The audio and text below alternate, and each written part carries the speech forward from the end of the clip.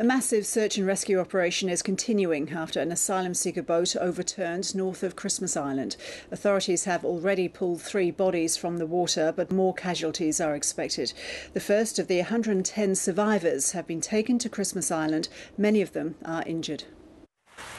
After spending hours in the water, some of the survivors of the latest asylum seeker boat tragedy arrive on Christmas Island. Many need medical treatment. Their boat was found capsized about 200 kilometres north of Christmas Island yesterday afternoon, with up to 200 people on board. Australian Navy boats were sent to help. Yesterday afternoon we found about 40 people that were on top of the upturned hull, and other people that were holding on to debris as much as 3 nautical miles away from the scene.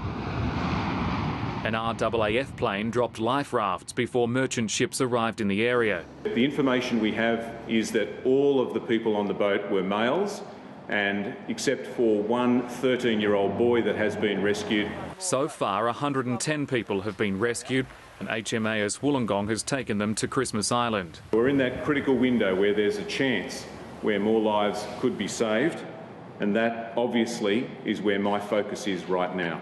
3 bodies have been pulled from the water, but authorities are expecting the number of confirmed dead to rise. The initial distress call from the boat was received on Tuesday, but a surveillance plane reported it was okay. I'm not going to second guess today the action they've taken, other than to say it looks like they took proactive steps. The Prime Minister is in Rio and has held talks with the Indonesian President Susilo Bambang Yudhoyono. This is a very distressing and tragic incident.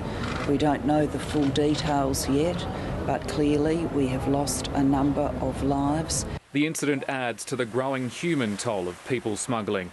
More than 270 asylum seekers are known to have died making the dangerous journey to Australia in the past 2 years. As the search and rescue operation continues, the nation's leaders have called a truce to the political debate. That is, at least for now.